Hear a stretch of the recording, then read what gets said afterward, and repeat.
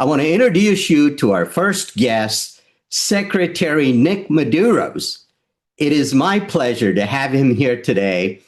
Nick was appointed by Governor Newsom to lead California's government operation agency with oversight of 13 state departments and a budget exceeding $73 billion. Secretary Maduros is driving innovation and efficiency across state government. His leadership has been pivotal in modernizing IT system, reforming variety of different government programs. Previously, he serves as the director of California Department of Tax and Fee Administration, managing over $96 billion in annual revenue. His tenure at CDTFA was marked by operational improvements and cost reduction. Secretary Maduros also serves as Chief of Staff at the U.S. Small Business Administration during the Obama administration, overseeing $120 billion loan guarantee portfolio and achieving a lot during that time. He is a graduate of Yale College and Harvard Law School and a native of Stockton, California. So please join me in welcoming Secretary Nick Maduros. Sir, the floor is yours. Well, thanks so much, Bobby. I really appreciate it. And I don't know if I appreciate you saying you have, what'd you say, black hair. For those of you who may have trouble seeing, I have a shock of white hair at this point, and I'm not wearing my glasses, though I do wear them. But thank you all for having me. It's really a pleasure to be with you. I've spoken with SDAC over the years, and having the privilege of serving here at GovOps as secretary. It's only been about 9 months, but making sure that because GovOps has oversight over CalHR and over DGS, as well as CDT, the three departments which used to be called control agencies, which trying to change the terminology to support agencies across the state, but do impact all of us who work for the state and have a lot of impact on the RA process as it impacts our state team members who have disabilities, as well as obviously the hiring process through CalHR and SPB. And so I'm thrilled to be here today to sort of update you all on, what we're doing here at GovOps and through our departments within GovOps, and to answer your questions, Bobby, and questions of those members of SDAC who are joining us today virtually. So, I don't know if how you want to do this, or you want to just ask me some questions. And so otherwise I will just ramble on, and I'm not sure it will be exactly what people want to hear, or what they're interested in. Right. So essentially the format is, we like you to say whatever you want to say, educate us on what's happening within GovOps and state operation generally, and then we open it up for Q&A. Sure. And we present it. I know you have to leave by 9:45, and I'm going to be very faithful and execute that to the T and make sure you're out of here by then. Well, I'm sure everybody will be tired of hearing me by 45 minutes of me is about 44 minutes too much, probably. So, but thanks. I'll just give you a brief overview of what we're, focused on here, really focused on a few key things. I think all of you that have worked for the state will appreciate that these are pain points for all of us here. One is hiring reform, which is both too complicated for applicants by far, which impacts, the pool and who we get in, and is also, frankly, too complicated and too time consuming for state government. And you shouldn't need to have a friend or family member who works for the state in order to help you navigate the system to get a job for the state, which is frankly too often how it works. And it shouldn't take months and months to get a job for the state. And so we've got to fix that process, and we can talk about some of what we've already accomplished today. Over the past 9 months, I'm really proud of the work that SPB and CalHR and the team here at GovOps have done over that period to start some real fundamental reforms that save time and make it simpler for applicants and for the state. The other big project is procurement, which again, anybody who's ever worked for the state knows is a pain point. You know, the state, it's too complicated, it takes too long, and frankly, the state pays too much.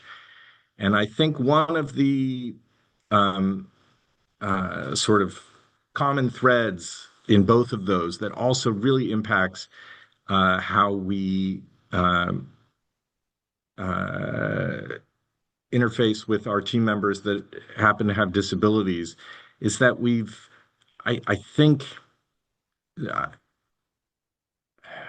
I think sometimes we have created a culture where we're focused on compliance with some rules that have developed over the years, formally or informally, rather than on focusing on what the right outcome is and getting there. And you obviously have to have some rules in place when you're dealing with 240,000 people, but we are all individuals. The beauty of dealing with people and not robots or um, computers is that we all have the ability to exercise judgment, to recognize what's more important in a situation, to work with empathy.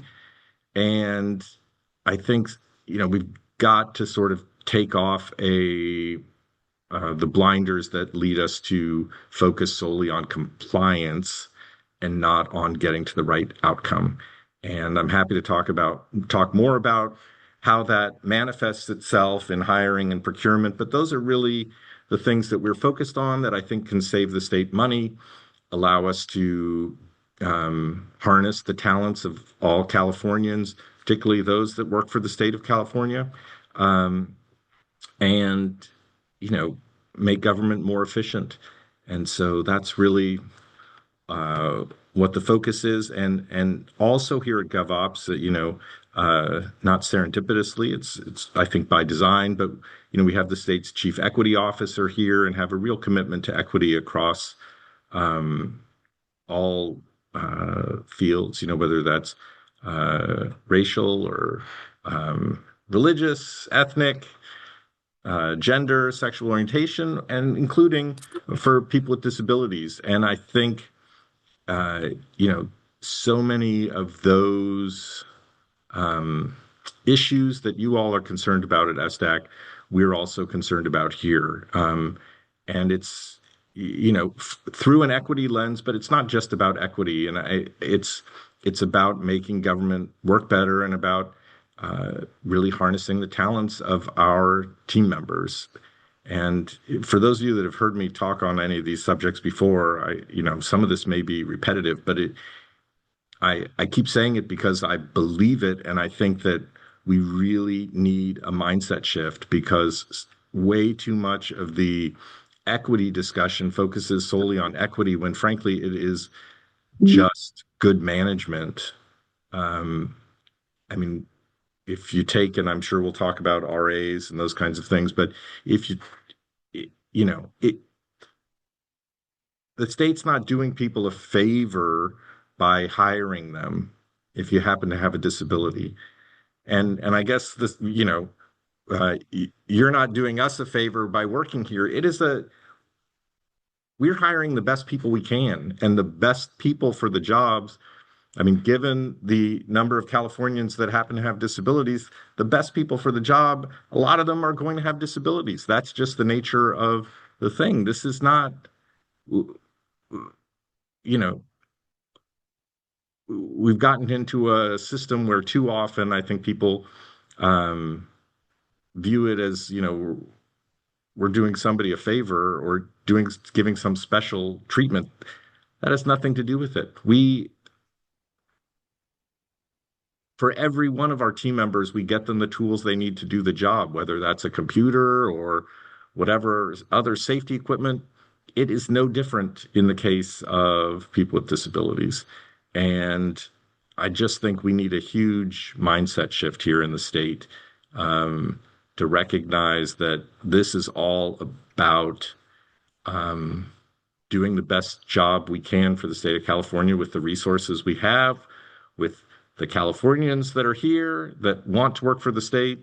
And, I if I'm, blessed to be in this job long enough, I'm hopeful that we'll really make some progress to try to reframe this discussion in a way that benefits all of us and benefits the state more broadly. Anyway, that's sort of my opening pitch. With that, I'm happy to answer any questions that you may have, Bobby. I don't know if we want to start with you or other folks, and then I'm happy to take questions that Yeah. anyone else may Well, have. And thank you so much. That was such a wonderful opening. We love hearing you speak. You're a great leader. Think about right outcome and less about the compliance. Good management is always a good response and solution to many problems. And we don't have to have equity or any of the other focus if we just did good management. But how do you train people to be don't get good? me wrong. I don't want anybody to think it's not about equity, but I think this notion that equity is something different than good management that's the part that I I don't quite understand how we've gotten ourselves in that pickle. Yeah, well, that's confusing. But let me ask you a question, and I want to open this segment up. It's all about the audience asking the secretary questions and less about what SDAC is curious about knowing. I'm saying Although, also everybody, Bobby, you and everybody else call me Nick. I tell people I only make my kids call me Secretary Maduros. So all I'm right, just working here just like the rest of you. I'm not. we don't want to be your kids, so we'll call you Nick. Uh, All right. So, Nick, you mentioned about the procurement. One of the concerns that we chronically had about procurement is how do people who needing reasonable accommodation within state service working get their reasonable accommodation equipment that's already been approved through DGS and so forth and other channels expedited so they can get back to doing the essential functions without that barrier. that is one of the things I'm 100% with you, and I don't I candidly don't understand it. And I dealt with these issues when I was at CDTFA, and here we're trying to deal with it statewide. I mean, in my mind, particularly for the lower dollar things, I mean, I think what about half of all RA procurements are under $500. Now, just from and this is a perfect example of what I'm talking about when equity and good management are actually the same thing. The RA process, I'm quite sure, especially if you throw in, sending somebody to a doctor's appointment, which isn't free, as all of us know, and then you throw in the time of this time of the RA coordinator and the interactive process and the procurement. I'm willing to bet we're spending way more than $500 to get somebody a, $500 piece of equipment. And it doesn't make any sense because all of us on here, not only are we state employees, we're state taxpayers. It's not good business sense. And so, in my mind, what we ought to do is for things that are under a certain dollar limit, just buy them. We don't need to, if you need it to be effective. I mean, the other crazy thing, well, I don't know, the other weird thing about this is that people are just asking for equipment that allows them to do their job better, which is the whole idea of you being on the state payroll is that you're able to do your job. So if it costs $500 to get, I'm certain the productivity gains are going to be more than $500. And I'm also certain that we're spending more than $500 to do the thing. So in my mind, let's just buy the things. And if it's going to be some very expensive things, because we do have some people who require much more expensive RA equipment, and in those cases, it's going to be more complicated. And but let's start with the smaller dollar things. And I will say, we're pushing on that, and our state equity lead Pam is pushing on that. Um, we're, candidly, we get some pushback from certain people who are very uncomfortable. And this goes back to my sort of initial conversation. There are people who love the process and are, want to make sure that they've got a file that if anybody ever came to audit, they could check the file and say that they appropriately spent the $400 on whatever thing. Again, it's not helping our team members. It's costing the state more than it otherwise would. It's decreasing our productivity. And so that's where I'd like to get. And it's taking longer than I would have hoped. I know we've got some places around the state that are a lot more receptive than others. And it's part of that mindset shift that I was talking about earlier. But I think I'm confident we'll get there. Thank you so much for having that confidence and, optimism. We share in your optimism with this kind of mindset and leadership. I'm sure we'll get there. We have a couple of folks asking question. One raised hand. Michelle, you want to unmute and ask your question to Nick? Yeah. Hi there. Thank you so much. Can you hear me okay? Yes, I've been yes, we can. having trouble with my headset. I'm a disabled individual working for the state of California. My reasonable accommodations include some technology that is challenging with my job. It's a speech to text technology called Dragon. Yeah. Yeah. And it's the best thing out there for people with my disability. However, the challenges of having it interact with the systems that I use creates a huge amount of stress. And at the department I work at, the resources are not being allocated to address this issue. And I know there's many more people than just myself that are using this. However, the challenges of getting the technology, the IT resources allocated to help this technology better work with our systems, just it's an uphill battle. And I'm just wondering if you have any advice or recommendations on how to get the attention focused to make this a more productive tool for me, because I love my job. I thank God every day I've got access to this technology to help me do my job. It's very challenging to do my job because of the issues with this technology. Well, thank you so much for that question and for raising this, because that's really it's one I've dealt with as a department director. And I guess I hadn't focused as much, and I'd encourage you, if you could, to reach out to me directly. My email is nick.maduros@govops.ca.gov with maybe a little bit more specificity, because I'd be happy to work with the departments. I know a lot of folks rely on Dragon, and I guess I've been surprised over the years the extent to which it's doesn't work as well as one might think or hope. And especially now, I know that a lot of the speech to text, even on just, I think maybe because of the improvements in Gen AI or whatever, seem to be much better. But I don't know that I'd focused on this sort of that the problem may be just the interface between that technology and our state technology.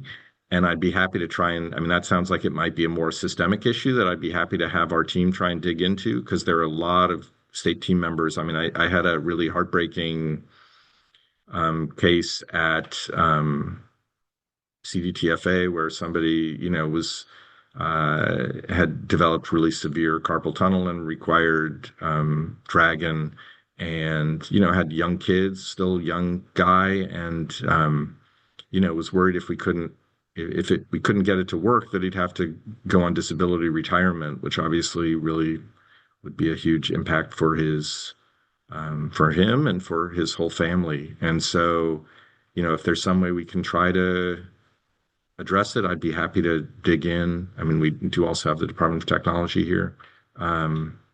So please, if you'd reach out to me, I'd love to follow up. Thank you. I really appreciate it. And I'm sorry, could you repeat the email address? Sure. It's Nick, Nick, dot Maduros, Maduros. Oh, Alex just put it in the chat at Oh, gov. wonderful. Gov. All right. Thank you for your Thank you question, so much. I Michelle. appreciate it. and we appreciate your response, Nick. One of the questions came in chat. Then I'm going to go to Alex. The question that came in chat: I've had people asking for state benefit information in Spanish. Are there resources for that? Honestly, simpler, more direct information about benefits would be helpful for a variety of groups. That's a great question, and I don't know the answer. I would think it'd be in Spanish. I mean, and if not, I mean, one of the things which, I mean, this doesn't really necessarily directly impact your question, but we can try and get you an answer. Is that I think all of us are going to have to confront and figure out how to deal with is how to use some of the new tools that do allow for really auto translation. There are a lot of I'm skeptical of a lot of the technology, but when it comes to the auto translation, it's actually pretty darn good. I mean, one department ran a pilot, and they found it actually outperformed the human translator. And for those of you that have also dealt with state translation services, often people come in, and if we can't communicate with them, we then send them home and then set up an appointment and then hire an outside translator to come in. So I think we got to figure out, how comfortable we are with some of that. And I see somebody ask what auto translation. I'm not sure what service they were using, and it was one of the departments that they compared it to it was on a written trend. This was on a written anyway. Okay. But we can try and find out. I'm sorry, I don't all these questions. I'm like, I don't have the answer, but and you don't have the answer is the best answer you can give. People understand that. Thank you. Somebody could put in the chat also which benefits there. Is this sort of on the applicant side, or are we talking about CalPERS or something for existing state team members? That would be helpful to know. Because we also have some, CalPERS is also part of GovOps here. Great. Alex, go ahead and ask your question, and then I'm going to go to Ashley, then to Nina. Thank you. Nick, I actually have two questions. One kind of a comment and question at the same time. So on the aspect of LEAP hiring to increase the number of persons with disabilities that are hired by the state, and perhaps it's my own ignorance from this question. I'm looking through the CalCareers website, which I believe is maintained in part by CalHR. So when I'm going through there and I'm trying to find LEAP positions, I'm having difficulty finding all LEAP positions. So I'm wondering, is there a way to access a toggle field in the filters that would filter LEAP available positions that people in the public or even state employees could find easily? Or is something like that not part of the website right now? And the reason I asked the question is because I was trying to find LEAP positions in my agency, and there's a number of them that are not appearing doing a LEAP search. That's a good question. I think we've got Eli on from. Are you Hello. on? Yes, I am. Hello, Nick, Alex, and Bobby, and everyone. Eli Medrano from CalHR's Equity and Accessibility Management Services Division. First, a clarification for Alex. What did you mean by LEAP positions? Because as you may have LEAP heard eligible classifications. LEAP eligible classifications. Okay, so LEAP exams are posted at CalCareers, and individuals may filter the exams. They can just type LEAP, and all the available LEAP exams will appear. For positions, there are no such things as LEAP positions. Basically, when an individual passes a LEAP exam, they're eligible to apply for any open and available position. Let's say it's an office technician, an attorney, a staff services manager. Those positions are not classified as LEAP or non-LEAP in terms of openings. So if there's an opening for a staff services manager 1 and you're a LEAP candidate, you are eligible to apply for that particular position. And the same thing goes for other LEAP certified classifications. So, yeah. That's understood, and I appreciate that, Eli. And I think that's helpful for people as well as clarifying some of the language I was using. So I understand that there is the LEAP exam that you have to take to get LEAP certified. And that is, at least for me, understandable because there's a long list when you do a search of LEAP eligible classifications. But once you're looking to apply for a job, it's hard to find the jobs that in a search that show that you can use your LEAP eligible certification to apply for such jobs. And sometimes I'll do a LEAP search in the magnifying glass search field, and there's a number of jobs that are available that LEAP is mentioned in the posting that I know of that exist, but they're not showing up on the search. So I'm wondering if there's a way to maybe put a toggle field in a filter or of some sort. So that way all positions that are available to people that have a LEAP certification can easily find these jobs. May I just inject one comment to what Alex and perhaps clarify? There is really the only way that you can actually filter for positions if they add the posting, say LEAP preferred, or have some reference to LEAP. Otherwise, all positions are open for everyone. And correct me if I'm wrong, Eli, is that something that is a barrier or what Alex is alluding to? Let me paint a scenario for you. So let's say I, as a person with a disability, took a LEAP exam for a staff services manager 1, and then I passed that LEAP exam. And then I want to find out what are the open and available positions statewide. So I'll go to Cal Careers, type staff services manager 1 if I do not have the automatic reminders yet that such openings are being posted, then all the available positions will show up. And then you can do the same thing for every exam that you passed. Because the thing is, like LEAP candidates basically will be eligible for those classifications that are LEAP certified, which exams they passed. I will not be able to apply for an attorney classification. Nick and other, well, not Nick, because Nick's the agency secretary level, but other attorneys who have passed the LEAP exam for an attorney position may be able to apply for that particular opening. And so unless I'm not understanding the impediment, there is that solution, and then also, of course, we can continue the discussion on my section, because I do have another section. I don't want to take up all of Nick's time, and I want to be respectful to the other presenters that are coming up as well. Yeah, let's do that. This gets a little too technical in the nature, and Alex, that's a good question. We'll defer this to Eli's segment, which is going to come later on. And Secretary only has 15 more minutes left. I want to utilize that the best that we can. Do you have a second question, Alex? Yeah. So I appreciate that you mentioned, Nick, that there's about a $500 roughly per RA, and multiplying that value times at least, let's just say the parity value, which is about 16% of all state employees, and the logistics of the RA process. The cost is likely a huge and substantial amount of money if we were going to do just a simple back of the napkin calculation like that. You also mentioned on the topic of disability and hiring, the focus on compliance rather than how to get there.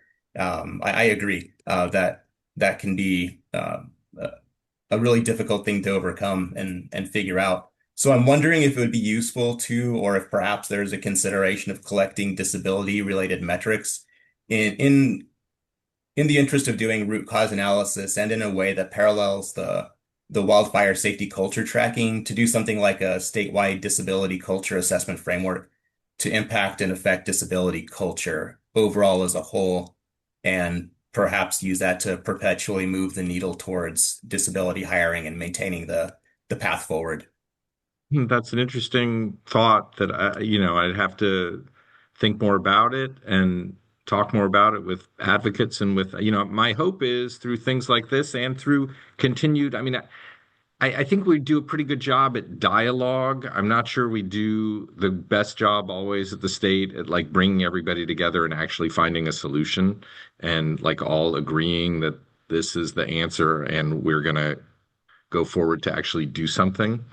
Um, and so, that suggestion may be one way to get to sort of bridge that divide between a lot of happy talk and making sure that we actually do something. Um, and so let me think about it. But what I'd like to do and sort of is the follow on to this type of dialogue is to have those real concern. Like I'm really about doing. Like we got a lot of talking and so if the framework is really like this is how we're going to do something different, I'm all for it. Because but let me think about that and see what we can do. And I wouldn't, invite all of you who are, interested. I mean, this is, as we figure this out, it's got to be all of us together because, this is about us trying to figure out actual answers to these things that, instead of just collecting data or, because you can have all the data you want. If you don't do anything with it, you've got a lot of data, and that in a Yeah, court will get you a gumball. I agree, and I appreciate that response, and I agree that it's not just about the metrics; it's about bringing the different groups together to discuss Yeah. and finding Thank you, solutions. Alex. Thanks. I'm going to go to the next question that's posted. Somebody had their hands on, but they posted the question instead. Then I'm going to Ashley. The question on the text chat is, as the state looks to modernize hiring, retention, technology, how is government operations thinking about remote work as a reasonable accommodation for employees with disabilities, particularly when the data shows that they can perform all essential functions effectively without physical presence? So, remote work is, I had the joy of, I think I was offered this job on a Friday, and then on Saturday morning, I was asked to join a call to where it was announced that we would, that they would be announcing the return to office on the Monday. So it's been a hallmark of my tenure here that I get to deal with the return to office, which is a really complicated issue. So let me say a few things. One, the governor is, as you all know, I mean, he's the chief executive of the state. He's also is my boss and really believes that there are benefits to having people work in person. And I think if you look at the data, and there have been studies coming out, and we can, everyone can disagree, but I think it's clear that there are some benefits to having people work together in person. And so, but also it's clear, that there are some benefits to some hybrid. And I think when it comes to RA, clearly one of the tools in the toolkit is some remote work for some individuals. I think that is, part of the interactive process to figure those things out. It's more complicated, I think, from my perch than sort of the purchasing of adaptive technology or other things that people might need. But I think it's clearly got to be one of the things that's there, and I recognize, that for some people it is the difference between being able to work and not being able to work as effectively.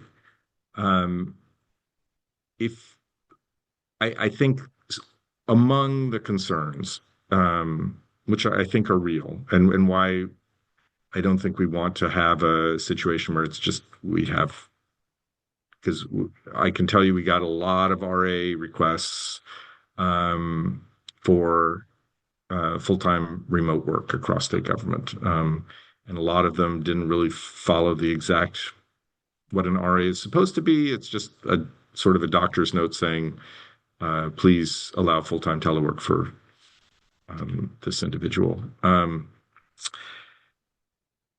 If you look at the data in terms of what it can mean for certain individuals and their career advancement, one thing, and I'm not saying this is everything, because I recognize there are lots of legitimate needs for RAs and remote work, especially when you have 240,000 people, as the state of California does.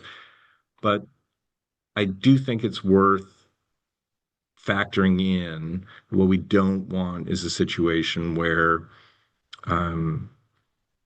if the data is true that it does impede some career possibilities for people over time for those who are remote versus those who are in office. I certainly don't want to have a situation where 5 years from now we wake up and see a data that show that we don't have the same career progress for all of our team members because certain team members have been disproportionately working remotely. Now, that's not to say that there are not other ways through remote work to try to make sure we accommodate people, but I just think it is a real concern of mine and something that I think we're going to have to work through. This is a really, I know I've been beaten up enough on Reddit to know that it's a real issue, and I don't minimize it. I know it's a real issue for everybody, but it is also a really complicated issue from a management perspective when you try and look statewide. So anyway, I don't know if that answers, but sort of my thinking as I try to do my best to, implement policies that, the governor feels strongly about. Right. Thank you so much for that response. I know it's a very complicated issue to, try to address it in a short period of time. So I'm going to move on and thank you, Nick, for being as comprehensive in your response that you could be under the circumstance. I'm going to move on to Ashley Duke. You had your hand up for a while, so go ahead before you get tired. Ask your question. Thank you. Hi, Nick. I loved all your answers until that last one. I'm just kidding. I understand it's a complicated issue and I won't dive into it a ton, but yeah. So I heard you speak at another event during ND, and I really appreciated your answers there and your perspective. And I don't know that I have a question. I work at Department of Rehabilitation, although I'm not here representing them. And a lot of what I'm hearing you say is not what I'm experiencing or where the department seems to be heading. It's very complicated there. There seems to be often a intention of putting roadblocks in the way. And that's really shocking, especially at a department like ours, where our purpose is to help individuals with disabilities achieve employment. And when there's a lot of you're talking a lot about that collaboration piece, and I don't see that as much with the department. I've been involved in this group called the AFSCME Green Hats, where our huge purpose has been advocating for disability justice within the department, because we hear these stories across the state about people being told, well, if you need these accommodations, maybe you shouldn't work here. Maybe you should rethink working here. Or someone getting questioned that did they actually go to the bathroom because it took them 5 more minutes than their employer thinks it should have, than their supervisor thinks it should have. Not recognizing that this person uses a mobility wheelchair and it may take them a little bit longer to use the restroom than someone who's able-bodied.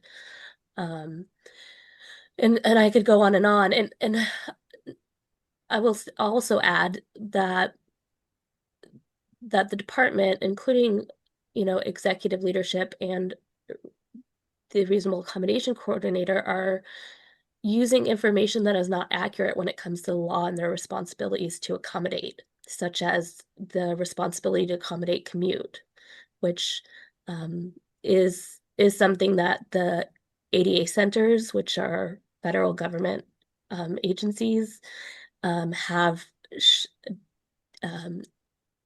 given presentations on that is a responsibility to accommodate for, and yet the department continues to say they do not have to accommodate that. And so I just want to share these things because I do think those are similar things happening across other agencies. And they need to stop, I guess is the ultimate All goal. right. But I want you to be aware of those things, and I hope that with what you're saying, that is your intention as well. Well, thank Thank you you. for that. And, I wasn't aware of those specific problems. I have, you know, um, dealt quite extensively with Director Rutledge on these issues. She obviously has a lot of lived experience that I don't have around, she's around living with disability. Um, and I know she is committed. So I'm surprised to hear that, but let me see what I can do. Not speaking about any one department, but just speaking more broadly. And this goes to sort of and there was another hand up, which I'm happy to stay a few minutes longer if that person does have a question, but maybe somebody else asked the same thing, and so she took her hand down. But it goes. I mean, it's not just for folks with disabilities. It applies more broadly, this sort of notion of, how, yeah, I mean, when I was a department director, we definitely had some supervisors who'd be like, where's this person? They didn't, they left their desk and they didn't tell anybody, or they were at the cubicle too long, or, the restroom too long, or they showed up 5 minutes late. I mean, I'm guessing everybody on this call is an adult. And, in my mind, we all have to get the work done, but that's, we're all getting paid to work by the people of California. But, we got to recognize that everybody is an adult. And I don't know that managing everybody down to the minute you know, is the best way to get the best out of people. And so, that goes for whether or not you've got a disability or not. And I think that's part of that sort of compliance mentality. And again, I don't want people to think I'm saying don't follow rules or don't comply with things, but it is a broader mindset shift that applies, that's impacting people all across state government to varying degrees. Thank you so much. And I know you have to leave now. If you did have a moment, I'm just curious to ask you about Poppy, the AI invention. I'm a big fan of all the technology and anything that can give tools to the state workers to do their work and be more productive. If you have a minute, if not, if you need to leave, that's fine. I can stay for a minute. Yeah. Yeah, I know you recently went to the Commonwealth Club and there was a big thing with the AI invention. We're just curious about that. Yeah, no, I'd be happy to talk a little bit more about it. I mean, California is obviously sort of the center of the AI universe at this point, and so the governor has been very keen, and all of us are looking to see, are there tools that can actually work to help us do our jobs more effectively, and I think this sort of AI exploration started out with a bunch of proofs of concept that different departments did to try very specific use cases. And candidly, we got sort of mixed results. As I said earlier, like it turns out there's some things that technology is great at, but I know everyone, all of us are, read the news and see, this sort of coming AI apocalypse. And those of us that have, kids that are, you worry about your kids and what it means for their job prospects and for our own job prospects. but candidly, I haven't seen through a lot of that it, there's a lot more to thinking than guessing the next word in a sequence. And that's really what these technologies do. And so we didn't see the huge gains. So the next piece, so after that, and we've seen various degrees, some things it's great at, like if you